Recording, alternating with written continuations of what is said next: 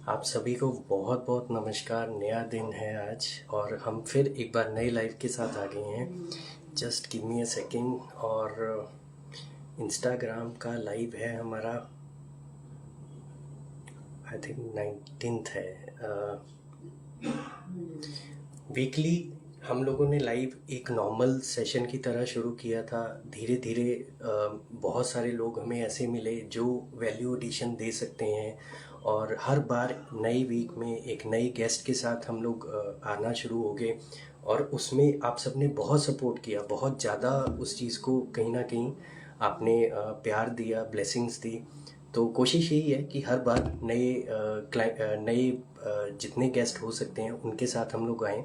आज के जो गेस्ट हैं that is Raksha Suman ma'am.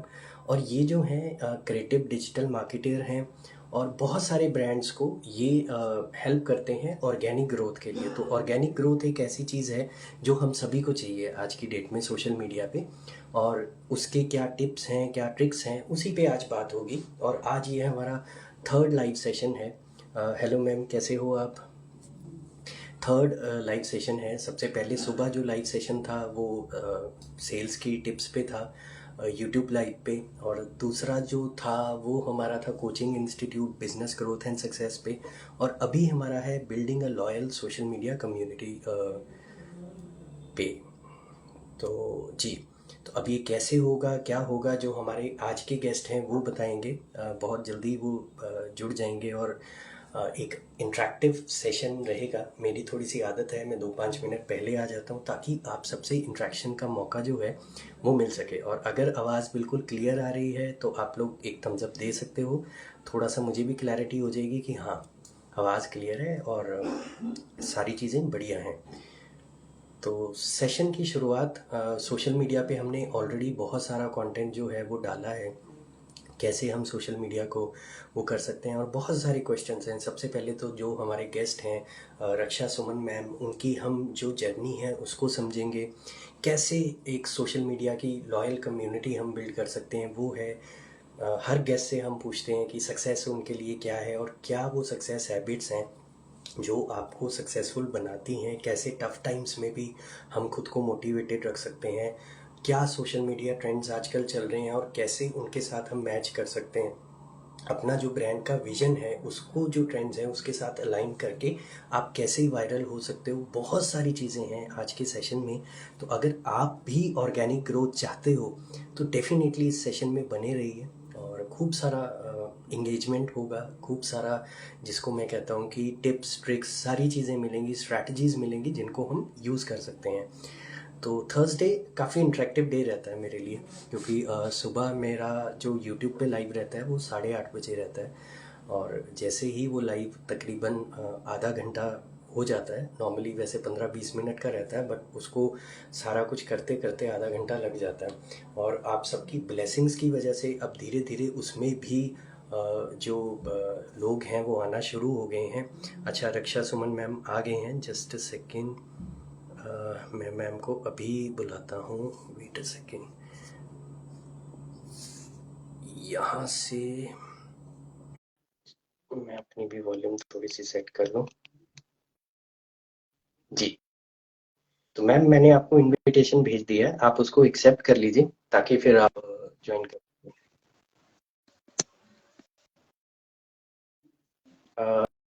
शायद कैमरा थोड़ा सा सेट नहीं है। नमस्कार मैम, कैसे हो? बढ़िया। आप बताओ, आपका वीडियो नहीं दिख रहा। नहीं दिख रहा?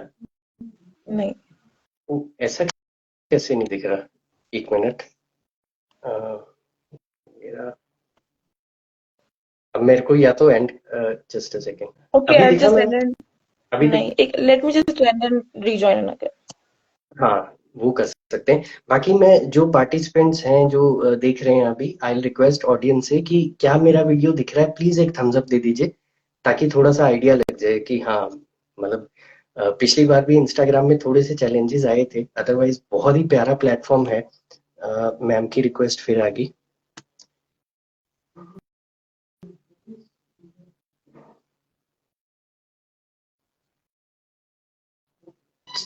Just second. और कोई भी एक पर्सन थम्स अप दे दे कि मैं दिखाई दे रहा हूँ। ये थोड़ा सा लास्ट टाइम भी ये इशू आया था, I don't know why.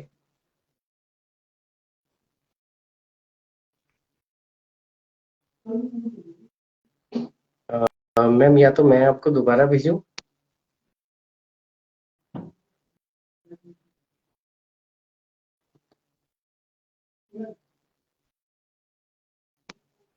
Ma'am अगर आप मेरे को देख पा रहे हैं तो आई डू वन थिंग। आप एक बार ना दोबारा ज्वाइन कीजिए, मैं आपको रिक्वेस्ट भेजता हूँ, आप मत भेजिएगा यहाँ से एग्जिट करके, क्योंकि कुछ इशू आ रहा है। मैं लाइव रिक्वेस्ट भी दे रहा हूँ बट हो नहीं पा रहा वो।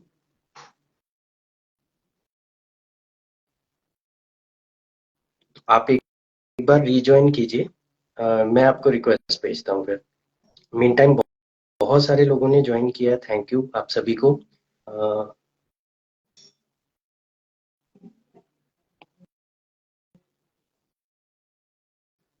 मैंने मैम आपको इनविटेशन भेजा है, एक बार आप देखिए अगर एक्सेप्ट सकते हैं आप।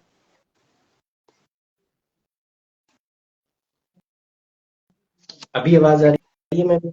या अभी आ रही। चलो थैंक यू।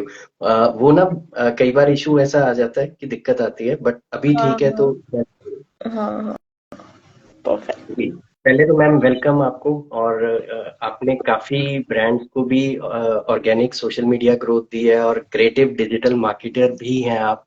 तो please welcome Raksha Suman ma'am. Thank you ma'am अपने precious thank you time so के लिए। मच, आपने मुझे इनवाइट किया। It's pleasure for me to share the details and secrets with the people who are beginners, और जिसको नहीं पता कि कैसे करे, जो बहुत बार फेल हो जाते हैं और उन्हें लगता है कि गिव अप कर दे। तो मुझे ऐसा लगता है कि अगर आज वो कुछ सीक्रेट्स, कुछ टिप्स मुझसे सीख सकेंगे तो उनके लिए बहुत हेल्प होगी। और अगर कोई बिजनेस ओनर्स भी अगर वो स्टार्टअप कर रहे हैं तो उनके लिए भी बहुत हेल्प होगी। जी मैम। तो मैम मेरा पहला क्वेश्चन ये है कि थोड़ा सा आपको जानते हैं हम। तो आपकी जर्नी, आपकी जुबानी थोड़ा सा अपने बारे में बताइए, क्योंकि बेसिक बेसिक तो हम सबको पता है, बट कैसे आप आए इस फील्ड में, कैसे आपने ब्रांड्स को हेल्प की, तो वो सारा हम जानना चाहेंगे मैम। अ, मैं born and brought up Jharkhand से हूँ, धनबाद से। सो मेरी जी। स्कूलिंग एवरीथिंग मेरी धनबाद से हुई है। मेरी ग्रेजुएशन रांची से हुई है। After ji. दैट मुझे मास कम्युनिकेशन करना था बट अनफॉर्चुनेटली नहीं हो पाया, कट ऑफ नहीं क्लियर, कुछ मार्क्स से रह गया। जी। And due to connections I get to know about content writing, क्योंकि मैं लिखती थी। तो I got a connect opportunity to work under a blogger. उनकी वेबसाइट थी, तो वहां से मैंने वर्डप्रेस पे लिखती थी। तो उस टाइम उतना ये सब कोई पता नहीं था, ना ही मेरे घर में कोई था जो मुझे गाइड कर सके। तो it's was very new for me, and till now my around people are like what you are doing. So थोड़ा है अलग किस्सा इसका भी। तो जी। देन मैंने वहां से अपनी कंटेंट राइटिंग की, फिर मैंने डिजिटल मार्केटिंग कोर्स करा आई डिजिटल प्रेन्योर से, और साथ में मैंने कंटेंट क्रिएशन सोशल मीडिया पे अपना अकाउंट बनाया, क्रिएटर अकाउंट। वहां मैंने कंटेंट डालने स्टार्ट किए। साथ में मैं उनके जी। कुछ जी। एफिलिएट प्रोग्राम भी हैंडल कर रही थी। फिर मैंने जॉब करा 2023 में मई में मैंने जॉब लिया as a digital marketing executive. जी। फिर वहां मुझे सोशल मीडिया का ही रोल दिया गया, क्योंकि due to my previous work. तो वहां मैंने उनके ब्रांड के ऊपर बहुत काम किया, उनके लिए कंटेंट बनाना, उनका यूएसपी को पंच करना, वो सारे प्रॉब्लम्स का पिन पॉइंट को ठीक करना। तो वहां से मैंने बहुत कुछ सीखा कि आपकी जो स्किल्स है, आप जब कंपनी में काम करते हो, लोगों के लिए करते हो, तो आप ब्रांड्स को कैसे हेल्प करते हो। तो वहां जी। से मैंने बहुत कुछ सीखा, और वहां से मैंने चीजों को समझने की कोशिश की। ऑल दो सोशल मीडिया बहुत चेंज होते रहता है एल्गोरिदम, और बहुत चीजें चेंज होती है, बट अब जब अपडेटेड रहते हो और जब काम करते रहते हो तो वो हो जाती है। बिल्कुल बिल्कुल। इसमें मैम जैसे मेरी जब आपसे फर्स्ट टाइम बात की, इवन आपकी प्रोफाइल भी जब हम लोगों ने देखी, तो आजकल क्या है, आप किसी भी सोशल मीडिया वाले से बात करो जो उतना इन डेप्थ में नहीं समझते, वो एक लाइन बहुत इजीली बोल देते हैं कि जी सोशल मीडिया में रीच तो सिर्फ एड से आएगी, ऑर्गेनिक नहीं आएगी। और हाँ। आपकी प्रोफाइल, आपकी बातें जो हैं स्पेसिफाई करती हैं ऑर्गेनिक वर्ड को। तो हाँ। ये थोड़ा सा कैसे आप मैनेज करते हो, क्योंकि आजकल लोग एड्स पे तो भरोसा करते हैं, बट हाँ। ऑर्गेनिक सोशल मीडिया से लीड्स निकालना या ग्रोथ लेना, वो कैसे? देखिए, ऑर्गेनिक बहुत इम्पोर्टेंट रोल प्ले करता है। आपका प्रोफाइल कैसा दिख रहा है, ये बहुत इम्पोर्टेंट होता है। ये मैंने एक प्रीवियस एग्जांपल से आपको बताती हूँ। जहाँ मैं प्रीवियस कंपनी में काम करती थी, तो उनके ब्रांड को मैंने बिल्डअप किए हुए ज्यादा टाइम नहीं हुआ था। It was very new account. तो जी। फिर हम पर उन्हें था कि मुझे एड स्टार्ट करनी है। I was like okay, but मैंने रिकमेंड किया था कि अभी जस्ट 20 डेज हुए हैं, अभी आपका प्रोफाइल अच्छे से हुआ ही नहीं है कि people gonna come and trust you. तो फिर वो बोले कि नहीं, I want to try it out ads. हम लोग ओके, विल डू इट। हमने एड रन किया, फेसबुक में एड रन किया था। लोग आ रहे थे, उन्होंने वेबसाइट पे हमने मतलब ट्रैफिक को डाल रखा था, डायरेक्ट किया था। लोग आ रहे थे, लोग वेबसाइट पे भी जा रहे थे, बट वहां से कुछ अच्छा कॉल्स अच्छा। नहीं आ रही थी, इंक्वायरी कॉल। जी जी। जो उनको चाहिए था रिटर्न, वो नहीं आ रहा था। लोग आ तो रहे थे, जी लेकिन they are not returning it. तो वहां से जो मेरा पॉइंट था वो स्ट्रांग हो गया कि एड्स पे पैसा तभी डालिए जब आपका प्रोफाइल ऑप्टिमाइज्ड हो फुल्ली। उसका जो जी। बायो है वो प्रॉपर बताता हो कि आप क्या हो, आप क्या कर सकते हो, आपका आप कैसे हेल्प कर रहे हो जो भी ब्रांड है या जो भी प्रोफाइल है। आपका हाइलाइट्स तगड़ा होना चाहिए, उसमें ट्यूटोरियल, बीटीएस, आपके केस स्टडीज, आपकी स्टोरीज, ये सारी होनी चाहिए। आपके जो जी। कंटेंट है वो उसमें भी pen points, problem solving tips, tricks, new new तरह की क्रिएटिविटी, कुछ ऑडियो बेस्ड वीडियो होना चाहिए, कुछ वॉइस ओवर बेस्ड वीडियो होनी चाहिए, कुछ कराउजल्स होने चाहिए, just a mix and match to stay with the audience.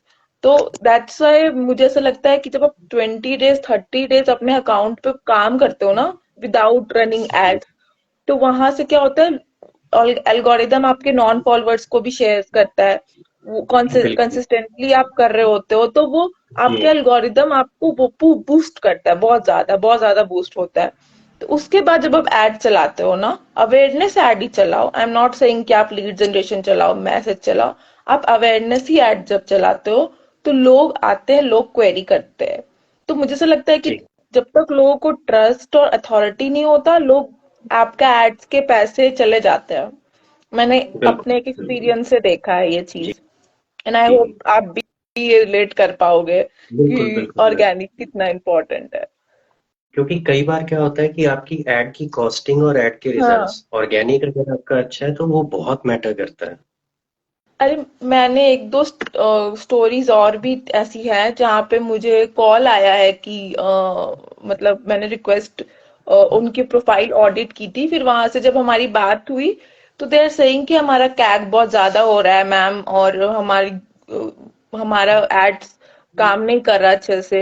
हमने 2 मंथ से एड चलाया है, हमें रिटर्न नहीं मिल रहा है, हमारा कैग ज्यादा हो रहा है। तो ये मैंने बहुत देखा है, बहुत सारे मैंने कॉल्स पे ये चीज सुना है कि एड्स तो चल रहे हैं, लेकिन कोई रिटर्न जो रिटर्न उनको नहीं आरओआई चाहिए मिलता। वो नहीं हो रहा। जी। नहीं, बिल्कुल आपने ठीक कहा। जो ऑर्गेनिक है वो एक प्लेटफॉर्म है जिसपे आप जितना मर्जी एड्स की जो बिल्डिंग्स हैं वो बना सकते हो, लेकिन आपकी जो नींव है वो ऑर्गेनिक ही है। तो मैम, हाँ। जैसे आपने जो आज का टाइटल हमने रखा है वो है कि लॉयल सोशल मीडिया कम्युनिटी पे हम लोग बात कर रहे हैं, तो आपके हिसाब से लॉयल सोशल मीडिया कम्युनिटी क्या है, कैसे बिल्ड कर सकते हैं, और क्या उसके बेनिफिट्स जो हैं हम उठा सकते हैं?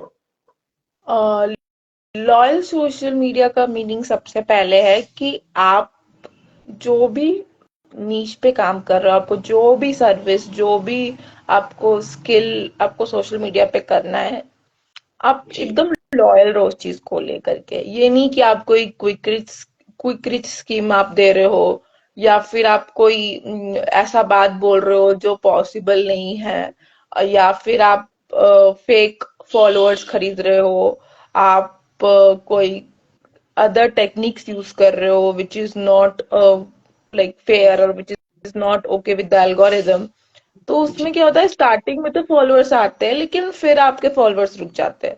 तो जेन्युइन अगर आप कंटेंट क्रिएट कर रहे हो अपने टारगेट ऑडियंस के साथ इंगेजमेंट करके, उनकी प्रॉब्लम सॉल्व करके, फिर आप अपने सर्विसेज प्रमोट कर रहे हो, वहां से लोग ट्रस्ट बिल्ड करते हैं। जब उन्हें ट्रस्ट होता है, उन्हें समझ आता है कि हाँ ये पर्सन ऑनलाइन में जो मैं सोशल मीडिया पे जिसको फॉलो की हूँ, इनका ये बहुत अच्छा बताते हैं, समझाते हैं, इनकी बातें मुझे समझ में आ रही है, यहाँ से मैं कुछ कर सकती हूँ, जो भी मुझे सर्विसेज चाहिए उसके अकॉर्डिंग, तो वहां से चीजें कन्वर्ट होती है।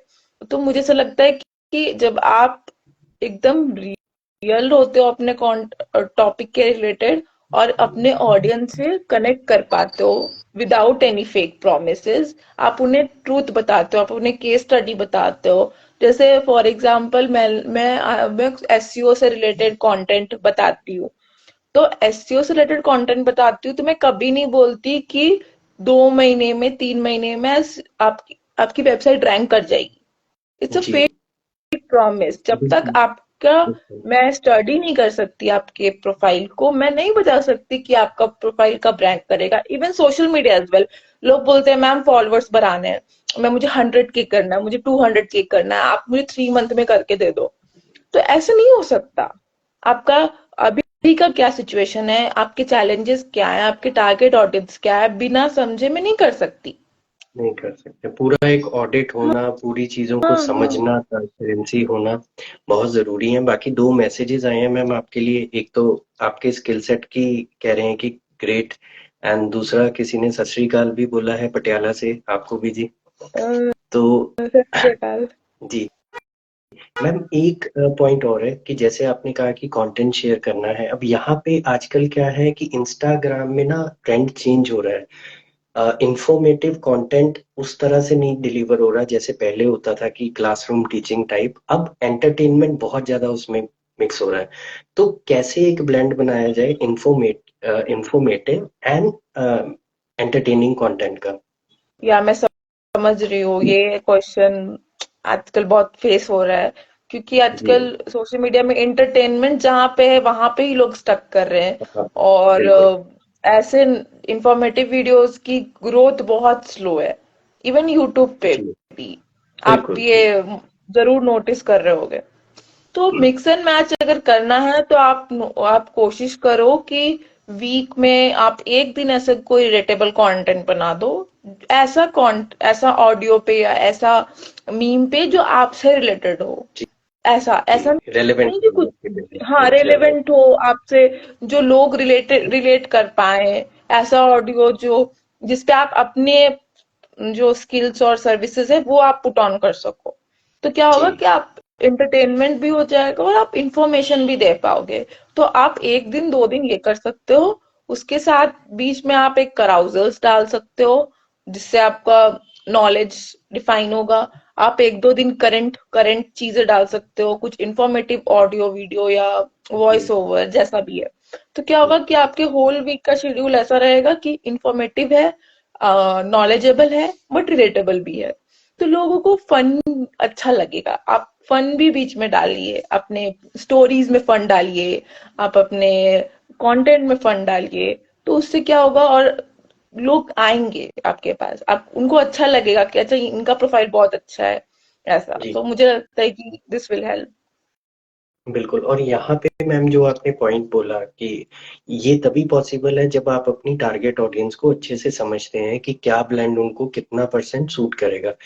तो कुछ ऐसे स्टेप्स या स्ट्रेटजीज भी हैं कि हम अपने टारगेट ऑडियंस को कैसे आइडेंटिफाई कर सकते हैं और कैसे उनको अट्रैक्ट कर सकते हैं ऑर्गेनिक ग्रोथ के लिए कंटेंट के माध्यम से? हाँ, ऐसे कुछ पॉइंट्स हैं जो आपको ध्यान में रखने हैं। जी जब जिस नीच पे आपको कंटेंट बनाना है, फॉर एग्जांपल आप कोई सर्विस प्रोवाइड कर रहे हो, जी डिजिटल मार्केटिंग सर्विसेज, तो बिल्कुल आपको पता होना चाहिए कि डिजिटल मार्केटिंग सर्विसेज आप किस किस को जरूरत हो सकती है। आपको उसको डेमोग्राफिक, आपको उसका जेंडर, आपको जो भी स्टूडेंट्स हैं या फिर जो भी बिजनेस ओनर्स हैं, वो सब पे आपको ध्यान देना पड़ेगा। कि आप जी मान लीजिए आप बैंगलोर, जैसे मैं बैंगलोर में भी हूँ, तो मैं बैंगलोर में देखूंगी, मैं डेमोग्राफिक देखूंगी कि मेल फीमेल कौन सर्विसेज को ज्यादा ले रहे हैं, किन की कंपनीज है, किन के वेबसाइट्स है, किसको प्रॉब्लम हो रही है। तो ये सारी चीजें जब आप थोड़ा बैठ के रिसर्च करते हो बिफोर प्रोड्यूसिंग द कंटेंट, तो आपको समझ में आता है। फिर जब आप कंटेंट पोस्ट करते जाते हैं तो आप फीडबैक लेते रहिए, स्टोरीज के थ्रू, वीडियोस के थ्रू, कंटेंट के थ्रू। तो वहां से क्या होता है कि जब वो आपको फीडबैक देते रहते हैं, तो आप उनके अकॉर्डिंग उनकी प्रॉब्लम आप सॉल्व करते हो, वीडियो के अकॉर्डिंग आप सॉल्यूशन बेस्ड कंटेंट प्रोड्यूस करते हो, जैसे भी आप कर रहे हो, जो भी फॉर्म हो, वीडियो जी हो, ऑडियो हो, रील हो, बट आप उनकी प्रॉब्लम सॉल्व कर रहे हो। तो वहां से क्या होता है कि आपकी ग्रोथ बढ़ती है, क्योंकि वो आपको पसंद करने लगते हैं कि जितना आप उनकी प्रॉब्लम सॉल्व करोगे आपका ग्रोथ होगा। मुझे ऐसा लगता है, जी क्योंकि आपने ऑडियंस को समझ लिया। तो आप कुछ पॉइंट्स जब आप फिगर आउट कर लेते हो before doing your content journey, तो वहां से चीजें बहुत इजी हो जाती है। बिल्कुल। और मैम जैसे सोशल मीडिया में क्या होता है कि आप जब भी खोलते हो कोई नया ही ट्रेंड चल रहा होता है, तो हाँ। उसको कैसे आइडेंटिफाई कर सकते हैं, कैसे हम ब्लेंड कर सकते हैं अपनी कंटेंट स्ट्रेटजी के साथ? उसके लिए आपको अपने अकाउंट में सबसे पहले तो बहुत एक्टिव रहना पड़ेगा। और अगर बहुत नहीं रह सकते तो मिनिमम आपको 30 मिनट्स तो स्क्रॉल करना पड़ेगा। अगर आपको सिर्फ सोशल मीडिया वाले आप पर्सन हो, सोशल मीडिया का देखना है, जी तो जब आप 30 मिनट स्क्रॉल कर रहे हो, तो आपको समझ में आएगा कि अच्छा अभी आज क्या ट्रेंड चल रहा है, आज कौन सी ऑडियो ट्रेंडिंग पे है, या आज हम्म, कौन सा मीम मटेरियल चल रहा है, आज कौन कैसे कैसे लोग हैं जो इस चीज का फायदा उठा रहे हैं, क्योंकि आपके भी तो कॉम्पिटिटर्स होंगे। आपके हम्म, कॉम्पिटिटर्स क्या यूज कर रहे हैं, आप उससे कैसे हेल्प ले सकते हो, तो आपको कम से कम मिनिमम 30 मिनट्स तो देने होंगे उस पे। एंड बिल्कुल along with the social media आपको ब्लॉग्स पढ़नी होगी, गूगल की क्या रिकमेंडेशन आई है, मेटा की क्या है, यूट्यूब की में क्या है। तो जब आप, जैसे मैं एक ब्लॉग बहुत पढ़ती हूँ, सर्च इंजन जर्नल, उसके अंदर सारे सेक्शंस के, डिजिटल मार्केटिंग के जितने सेक्शंस है, सबके आर्टिकल्स आते हैं। जी तो आप वो जी जब सबके आर्टिकल्स, आपको जिसमें भी जाना है आप उसके जब आर्टिकल्स पढ़ते हो, तो वहां से बहुत चीज समझ में आती है। जैसे मुझे एसईओ में भी आजकल काफी थोड़ा इंटरेस्ट है, तो मैं थोड़ा हम्म, पढ़ती हूँ डेली। तो मुझे समझ में आता है अच्छा अभी क्या हो रहा है, अभी क्या हो रहा है। सोशल मीडिया में भी कुछ कुछ होता है, जैसे भी कुछ दिन पहले था कि जो भी शेयरेबल कंटेंट है जो अपने फ्रेंड्स के साथ शेयर कर रहे हैं, वहां से ग्रोथ ज्यादा हो रही है। तो मैंने समझा कि अच्छा ये भी चीज आई है न्यू। जैसे लोग कैप्शन डालते हैं अपने वीडियोस के नीचे ताकि अटेंशन बढ़ सके। तो ये चीज समझ में आता है जब आप पढ़ते हो, जब आप कंटेंट हमेशा देखते रहते हो। तो I think these are the some basic steps, but necessary steps I think. इसलिए बिल्कुल मैम, आपने बिल्कुल जिसको कहते हैं ना बुलजाई हिट किया है। और जैसे आपने बोला कि एसईओ में भी इंटरेस्ट है आपका। एसईओ इस टाइम ना ऐसी स्टेज पे है कि आप मार्केट में जब निकलते हो तो अलग अलग बातें सुनते हो। कई कह रहे हैं कि एसईओ इज इन डेंजर, खत्म हो रहा है एआई आने के बाद, क्योंकि बहुत सारे लोग हैं जो एआई पे ही सर्चेस करते हैं। तो आपके हिसाब से एसईओ का क्या फ्यूचर है? मतलब क्या किसी पर्सन को 8-10 महीने जिनके कॉम्पिटिटिव कीवर्ड्स हैं उस पे लगाने चाहिए, कि ऐसा ना हो काम शुरू करें जब तक वो 10 महीने पूरे हो और वो एसईओ ही खत्म हो गया हो? तो आपका व्यू पॉइंट इसमें क्या है? मुझे ऐसा लगता है कि आप, जब तक वेबसाइट है तब तक एसईओ है। एसईओ जब तक वेबसाइट बिल्कुल ठीक। गूगल है, बिंग है, सफारी, वॉटेवर, जी जब तक वेबसाइट है तब तक एसईओ को कोई नहीं हटा सकता।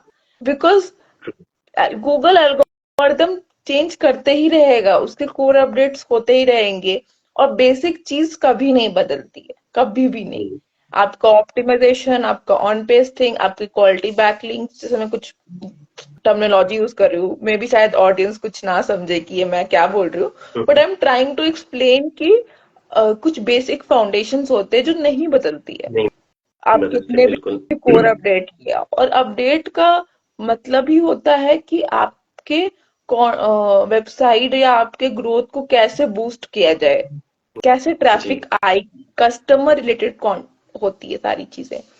तो जी मुझे ऐसा लगता है कि जब तक वेबसाइट है तब तक एसईओ है। कोई भी चीज एसईओ को रिप्लेस नहीं कर सकती, क्योंकि वेबसाइट पे रैंकिंग की कंपटीशन हमेशा से थी, है और रहेगी।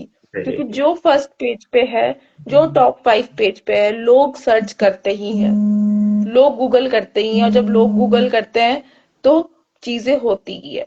आपको अ, अपने वेबसाइट को तगड़ा रखना ही पड़ेगा, अदरवाइज अगर आप टॉप 5 पे हो और लोग आ रहे हैं और आपकी वेबसाइट पे वो दम नहीं है, तो people not gonna come and visit your website. वहां पे आपकी बाउंस रेट एक होता है, जिसका मतलब होता है कि वेबसाइट पे लोग आ रहे हैं, कितने देर रह रहे हैं, तो वो बिल्कुल। तुरंत इंक्रीज हो जाएगा, क्योंकि लोग आएंगे पर रहेंगे नहीं। रहेंगे नहीं, बिल्कुल ठीक कह रहे हैं मैम। तो तो जैसे बाउंस एसईओ रेट का तो इट्स, सॉरी प्लीज।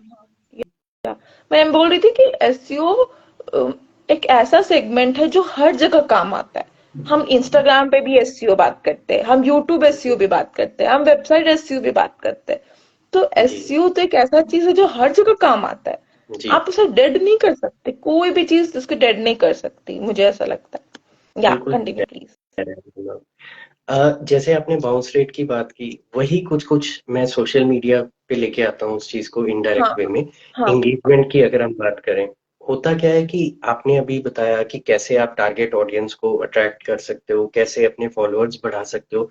बट कई बार क्या होता है कि एक बार फॉलोअर्स बढ़ते हैं, बट धीरे धीरे वो कम होना शुरू हो जाते हैं या आपके एंगेजमेंट कम होना शुरू हो जाती है। तो वो एंगेजमेंट कैसे बरकरार रखनी है, कैसे कंटिन्यू रखनी है, थोड़ा उस पे भी हम लोग डिस्कस करते हैं। हाँ।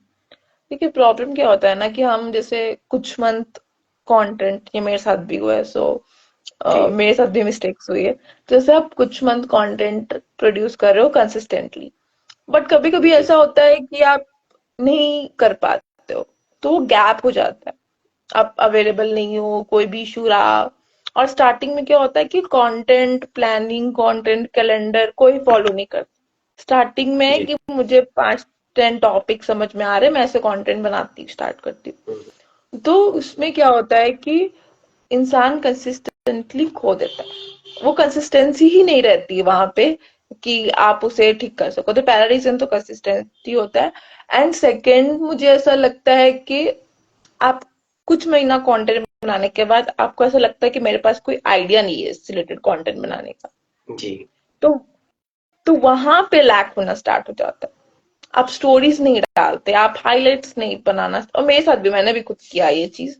तो मैंने कुछ टाइम मैंने किया, फिर मेरी कंसिस्टेंसी अचानक से स्लो हो गई, क्योंकि मैं कर ही नहीं पा रही थी, मुझे आइडियाज नहीं आ रहे थे। और जब मैंने स्टार्ट किया था उस टाइम ना चैट जीपीटी था, ना कुछ ऐसा कोई कंटेंट कैलेंडर, ये सब मुझे पता था। अब पता है कि अच्छा कंटेंट कैलेंडर होता है, आपको कंटेंट पहले से ही रेडी करके रखना होता है, आप उसे शेड्यूल कर सकते हो। कभी कभी शेड्यूलिंग का भी इशू होता है, आप कंटेंट पोस्ट करना चाह रहे हो, कुछ ग्लिच हो रहा है, पोस्ट ही नहीं हो रहा। जी। तो बिल्कुल। वहां से भी बहुत इश्यूज होते हैं। आप जितना आप अपने लोगों से कनेक्ट करके रखोगे, उसके लिए आपको जितना ज्यादा होगा कि आप स्टोरीज के थ्रू, कंटेंट के थ्रू कनेक्टेड रहो। तो इसीलिए जी कहीं ना कहीं this is one of the reasons. और भी रीजन हो सकते हैं जो आपको ऑडिट करके समझ में आते हैं, बट जो बेसिक रीजन मुझे ऐसा लगता है कि जब आप कंटेंट बनाना छोड़ देते हो, आप लोगों से पूछना छोड़ देते हो, आपको ऐसा लगता है कि मैंने जितने टॉपिक है सब तो कवर कर लिया, अब मैं क्या टॉपिक कवर करूं, कुछ न्यू जी। नहीं समझ में आता है। तो या मुझे ऐसा लगता है। एक क्वेश्चन मैम मेरा और है कि जैसे आप सोशल मीडिया कई सारे ब्रांड्स का मैनेज करते होंगे, अलग अलग ब्रांड्स का। तो हर एक का नेचर ऑफ बिजनेस डिफरेंट है, हर एक की रिक्वायरमेंट्स डिफरेंट है। तो क्रिएटिविटी हर प्रोजेक्ट में डिफरेंट वे से डालना, या क्या क्या चैलेंजेस आपको मल्टीपल ब्रांड्स के लिए सोशल मीडिया करने पे आते हैं, और उसका क्या सॉल्यूशन आपने निकाला, वो भी प्लीज आप शेयर कीजिए। क्योंकि ना कई लोगों को ये भी डर लगता है कि यार उस पर्सन ने तो बहुत सारे ब्रांड्स पहले ही संभाले हुए हैं, पता नहीं हमारा काम अच्छे से कर पाएगा या नहीं कर पाएगा। तो वो चीज कैसे हम लोग उस चीज को कर सकते हैं। हाँ, जरूर, ये भी एक पॉइंट है कि लोग को लगता है कि ऑब्वियसली बिजनेस ओनर्स ये चाहते हैं कि जो मेरा अकाउंट हैंडल करे, as a freelance, as a full time, जैसे भी, जी कि जी। उन्हें लगता है कि वो एकदम फुल फोकस्ड होके उस पे ध्यान दे। और अगर आप फ्रीलांस हो और अगर आप बहुत सारे प्रोजेक्ट एक साथ ले रहे हो तो उन्हें कॉन्फिडेंस नहीं होता है कि आप कैसे अच्छा कर पाओगे। जी या फिर ये भी रीजन होता है कि आप जो जिस नीश पे काम किए हो वो इस नीश से बहुत अलग है, तो हाउ जी will you able to work on it. But मुझे ऐसा लगता है कि नीश डिफरेंट हो सकती है, अकाउंट डिफरेंट हो सकता है, वेबसाइट डिफरेंट हो सकता है, लेकिन जो तरीका होता है वो सेम होता है। बिल्कुल पहले आपको फंडामेंटल जानना सेम है, होती है। हाँ, आपको पहले जानना है, रिसर्च करनी है, उसके कॉम्पिटिटर्स देखने हैं, उनके टारगेट ऑडियंस देखने हैं, समझने की कोशिश करनी है कि वो कीवर्ड्स क्या यूज कर रहे हैं, टारगेट ऑडियंस कैसे क्रैप कर रहे हैं, उनके कैप्शंस में क्या कोई इशू है क्या, उनके कीवर्ड्स में कोई इशू है क्या, उनके जो कंटेंट है उसमें कोई प्रॉब्लम हो रही है क्या, मतलब कुछ बोरिंग तो नहीं हो रहा कि एक ही चीज बस है, या वो कैसे इंटरेक्ट कर रहे हैं स्टोरीज के थ्रू। ये सब देखना पड़ता है पहले। उसके बाद फिर आपको अपनी स्ट्रैटेजी बतानी पड़ती है कि मैंने आपका अकाउंट देखा, और उसके बाद ये चीज मुझे लगता है कि अगर हम 3 मंथ्स में करेंगे या 2 मंथ्स में करेंगे अकॉर्डिंग टू द कन्वर्जेशन, तो वो सही होगा। तो वो चीज करने के लिए सबसे पहले आपको उस प्रोफाइल को समझना पड़ता है, उन कंपनी को जी समझना पड़ता है, उनके यूएसपी क्या है, उनके सर्विसेज क्या है, उनके वीकनेस क्या है, हाउ अब वो क्या चाहते हैं। जब आप ये समझ जाते हो कि एक ब्रांड क्या चाहती है और आप उस अपने स्किल को वैसे कैसे मीट कर पाते हैं, तो वहां पे चीजें थोड़ी स्मूथ हो जाती है। इसीलिए स्टार्टिंग में जो डिस्कवरी कॉल जिसको बोलते हैं या फिर जो फर्स्ट कॉल बोलते हैं, वो बहुत क्रूशियल होता है। जब बिल्कुल। वहां पे हम ब्रांड्स के बारे में एक एक चीज समझने की कोशिश करते हैं, फिर हम रिसर्च सेक्शन में जाते हैं, फिर हमारी स्ट्रैटेजी सेक्शन बनती है। तो ये जो बेसिक स्टेप है ये किसी पे भी लागू हो सकती है, और ये सबसे इम्पोर्टेंट स्टेप्स है। इस स्टेप के बिना आप नहीं कर पाओगे अपनी creativity explore. So yeah I think these are the things that are important now. और कहीं ना कहीं क्लाइंट को भी वो टाइम वो डेडिकेशन देना पड़ता है जो वो एक्सपेक्ट कर रहा है। तो बिल्कुल हाँ, आपने सही टाइम कहा। भी आपको, क्योंकि अगर आप डेडिकेटेड नहीं हो, आप सिर्फ मान लीजिए सिर्फ आपने कॉल्स पे बात की है, फिर आप जी काम नहीं कर रहे, आप अपने डेडलाइन फॉलो नहीं कर रहे, तो वहां पे इशू होगा ही होगा। तो आप फर्स्ट कॉल में ही, सेकंड कॉल में ही आप सब शेड्यूल बता दो कि हाँ, वीक में एक दिन हमारी मीटिंग होगी, जो भी आप इशू होगा I always be connected on WhatsApp और स्टैक, जैसे भी आप कम्युनिकेशन मीडियम रखते हो, ताकि उन्हें समझ में आए कि हाँ, ये पर्सन हमेशा कनेक्टेड है, वीक में एक बार आपको इन्फॉर्म कर रहा है जो भी ग्रोथ हो रही है, हमारी बार बार कन्वर्सेशन हो रही है, कुछ भी इश्यू हो रहा है, तो वहां से उन्हें भी बिलीव होता है कि हाँ, ये पर्सन भले ये बिगनर होगा या भले उनके पास ज्यादा एक्सपीरियंस नहीं होगा, बट उनके पास डेडिकेशन है, उन्हें आता है डेडिकेशन। करना। हाँ, जी तो जी। मैम आपको आपकी फील्ड की काफी अच्छी नॉलेज है। तो थोड़ा सा अब हम लाइफ के फंडामेंटल्स पे आते हैं क्योंकि ऑलमोस्ट टाइम भी हो गया है। सक्सेस आपके लिए क्या चीज है और कुछ एक सक्सेस हैबिट्स जो आपको लगता है कि एक पर्सन के लिए बहुत जरूरी है तभी वो एक सक्सेस के ट्रैक पे रहेगा। मुझे ऐसा लगता है कि ये जर्नी है, अ, और जितना अप्स एंड डाउन्स आते रहते हैं, हमें लगता है कि जब हम एक पॉइंट पे पहुंचे तो हमें लगता है सक्सेस हो गया, लेकिन नहीं होता वो तो। फिर स्ट्रगल स्टेपिंग और चैलेंजेस चलते रहते हैं। तो मुझे ऐसा लगता है कि सक्सेस कोई एक पॉइंट नहीं आता, it's a story, it's a journey जो चलते रहती है। मुझे इस फील्ड में काम किए हुए 1 साल से 1.5 साल हुआ है, तो मैं इस फील्ड में बहुत एक्सपर्ट नहीं हूँ। मेरी भी जर्नी चल रही है, मुझे भी अभी एजेंसी में काम करने का मौका मिल रहा है, तो अभी मेरी भी जर्नी चल रही है, मैं भी सीख रही हूँ, मैं भी चीजों को और समझने की कोशिश कर रही हूँ, और अपने आप को जितना हो सके अपडेटेड रखने की कोशिश कर रही हूँ।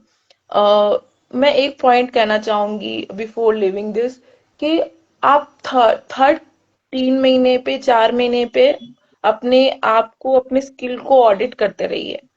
जब आप बहुत देखते हो बढ़िया। कि अब 3 महीना बाद आप क्या हो आज, और 3 महीने के बाद आप क्या हो आज, वहां पे आपको सेल्फ रियलाइजेशन होती है। तो मुझे ऐसा लगता है कि सक्सेस की कोई डेफिनेशन नहीं है। सक्सेस की एक चीज हो सकती है कि जहां पे आपको ऐसा लगे कि हाँ, जो मुझे करना था मैं वो कर चुकी हूँ, और I am happy what I am right now. तो आई थिंक पीस सबसे इम्पोर्टेंट है, वरना ये जर्नी तो आई थिंक लाइफ टाइम चलते रहती है। बहुत लोग हैं जो 40s में अपने स्टार्टअप करते हैं, जी तो ये तो लाइफ टाइम जर्नी है, ये चलते रहती है। आपको जहाँ पे पीस लग रहा है आई थिंक वही सक्सेस है, कि आप हर लेवल पे आपको टेंशन, एक्सट्रीम कोई टेंशन नहीं है, you are feeling happy where you are right now, और ग्रैटिट्यूड आप हमेशा कर रहे हो, अपने आप को ऑडिट कर रहे हो। तो आई थिंक ये चीजें हैं जो इम्पोर्टेंट है। बहुत ही अच्छा आंसर था मैम, और एक कॉम्प्लीमेंट भी आपको आया है कि very knowledgeable ma'am Sandeep sir ने दिया है, thank thank you you so sir much आपको। संदीप। जी। और मैम आपने जैसे लाइफ के उतार चढ़ाव की बात की, अप्स एंड डाउन्स की बात की, तो कई बार लाइफ में ना टफ टाइम्स इतने ज्यादा आ जाते हैं कि इंसान खुद को मोटिवेटेड नहीं रख पाता, गिव अप करने की बिल्कुल on the verge of giving up होता है। तो वो कोई ऐसा कोई पॉइंट या ऐसा कोई सजेशन जो आप देना चाहें ऑडियंस को? ये तो आते ही रहता है, मुझे ऐसा लगता है कि हर साल एक पॉइंट जरूर किसी के लाइफ में आता होगा जहाँ पे बहुत लो होता होगा, जो भी रीजन के वजह से। मुझे ऐसा लगता है कि गिव अप नहीं करना चाहिए, क्योंकि गिव अप करना कोई सॉल्यूशन नहीं है। क्योंकि नहीं। आप गिव अप जिस भी वे में कर रहे हो, आप काम छोड़ रहे हो, आप लाइफ छोड़ रहे हो, आप जो भी कर रहे हो, गिव अप करना कोई सॉल्यूशन नहीं है। आप गिव अप तब करो जब आपको लगे कि हाँ, ये अभी मेरे लिए काम नहीं कर रहा, और मुझे लगता है ये करना चाहिए, दिस विल वर्क। आप प्रैक्टिकली सोच रहे हो, इमोशनली नहीं। और मुझे ऐसा लगता है कि अपने आप पे काम करते रहना चाहिए। I know it's very tough, मेरे साथ भी होता है, बहुत मुश्किल होता है कभी कभी, बट मुझे ऐसा लगता है कि आप जब चलते रहते हो तो आप मंजिल तक पहुंच जाते हो। अगर आप चलना ही छोड़ दोगे तो मुझे लगता है कि मुश्किल है मंजिल तक पहुंचना। So I think just keep going, जो भी हो रहा है। आप ब्रेक ले लो, अगर आपको इश्यू हो रहा है, आप कुछ दिन ब्रेक ले लो, अपने आप ऊपर ध्यान दो, और थोड़ा आइसोलेशन पे चले जाओ, लेकिन आप फिर देखो कि आप बाउंस बैक कैसे कर सकते हो। तो मुझे लगता है कि दिस विल वर्क। वैसे तो मैम ये पूरा सेशन ही पावरफुल और नॉलेज पैक था, बट स्टिल जाते जाते कोई एक एडवाइस ऑडियंस के लिए? मुझे ऐसा लगता है कि डिजिटल मार्केटिंग एक ऐसी फील्ड है जिसके बारे में सही आज तक बहुत कम लोग बताते हैं। बहुत जी लोग quick quick scheme, affiliate marketing, network marketing, the ये बना लो, वो कर लो, यहाँ से पैसा आ जाएगा, वहां से पैसा आ जाएगा। फिर नाउ इतने सारी नॉइज है ना कि आप सही राह पे नहीं जा पाते हो। जी तो मुझे ऐसा लगता है कि आप अपनी पढ़ाई करो, पढ़ाई के साथ साथ आपको अगर डिजिटल मार्केटिंग में करना है तो आप कोई भी अच्छा को जगह से कोर्स कर सकते हो। फिर आप वहां से देखो कि आपको स्पेशलाइज्ड कहाँ, कौन से स्किल में सबसे ज्यादा स्पेशलाइज्ड होना है। एक जनरल कोर्स कर लो, उसके बाद एक स्पेशलाइज्ड कर लो, और उसके बाद अपने जो आपने चूज किया है उस पे काम करने की कोशिश करो। जी आप एजेंसीज में हायर अप्लाई करने की कोशिश करो अगर आपको जॉब चाहिए तो, क्योंकि एजेंसीज में आपको बहुत एक्सपोनेंट ग्रोथ होता है। तो अब आजकल जो है स्पेशलाइज्ड स्किल का जमाना है, और ये ऐसा नहीं है कि कोई एक्स्ट्रा ऑर्डिनरी है, हम सब हैं और हम सब कर सकते हैं। बट आप stay ahead with the current trends, अपने ऊपर काम करते रहिए, अपने आप को ऑडिट करते रहिए, और गोल ओरिएंटेड बनिए। हम रिजल्ट्स बताइए कि अगर आपने 3 साल काम किया तो आपने क्या क्या रिजल्ट दिए हैं अपने क्लाइंट को। वो जी क्लेरिकल वर्क आजकल नहीं चलता, एआई तुरंत रिप्लेस कर देगी, चाहे आप कॉपी राइटर हो, कंटेंट राइटर हो, एसईओ हो, जो भी हो। इवन कॉपी राइटर्स में भी बोलते हैं कि अगर आप क्लेरिकल काम कर रहे हो, एआई तुरंत रिप्लेस कर देगी। ट्रू। तो मुझे ऐसा लगता है कि आप जितना क्रिएटिव हो सकोगे, जितना काम करते रहोगे इस फील्ड में, क्योंकि ये फील्ड ही क्रिएटिव और नॉन स्टॉप लर्निंग वाली है, हर दिन कुछ ना कुछ हो रहा है। तो आप इस चीज को कितना अपडेटेड रख सकते हो उस पर डिपेंड करता है। तो ऑडियंस को मैं बता दूं, हमारे साथ रक्षा सुमन मैम थे, बहुत सारे पॉइंट्स इन्होंने दिए जो बहुत ही वैल्यूएबल हैं और प्रैक्टिकल हैं, जिनको अगर हम इम्प्लीमेंट करें तो ग्रोथ और एंगेजमेंट दोनों ही बहुत अच्छी आएगी। मैम स्पेशल थैंक्स आपको, आपने इतना thank you precious so time much. अपना निकाला। थैंक यू सो मच, आपने इनवाइट किया, अपॉर्चुनिटी दिया कि मैं अपने जो भी मुझे नॉलेज है अभी मैं शेयर कर सकूं, बिगनर्स की हेल्प कर सकूं, क्योंकि मैंने भी बहुत मुश्किल फेस किया है इस फील्ड में आने में। बहुत सारे जी गलत मिस्टेक्स भी किए हैं क्योंकि मेरे पास कोई गाइडेंस नहीं था। तो जी। मैं चाहती हूँ कि जो बिगनर्स है उन्हें सही गाइडेंस मिले, वो गलती ना करे जो मैं की हूँ। तो thank you so much for this opportunity, thank you so much. Thank you ma'am, thank you. और राहुल सर हैं, ये पहले आए थे हमारे साथ, पहला सेशन अच्छा। किया था, ये भी हेलो अच्छा। लिख रहे हैं, हेलो सर। तो मैम एक बार फिर से आपका बहुत बहुत थैंक यू प्रीशियस टाइम के लिए। और थैंक यू संदीप सर, आपने पूरा सेशन दिया और हर एक की तारीफ की, थैंक यू। और थैंक्स अगेन मैम, और ऑडियंस का भी थैंक यू टाइम निकालने हाँ, के लिए, सुनने के ऑडियंस लिए। का भी थैंक यू जो भी हमारे लिए अच्छे अच्छे कमेंट्स कर रहे हैं और हमें सपोर्ट कर रहे हैं। तो थैंक यू सो जी मच। चलिए ठीक है मैम, थैंक्स अ लॉट, मिलते हैं जल्दी। Okay, thank you, bye bye, thank you, bye take bye, thank you. Yeah, care. Thank you, bye.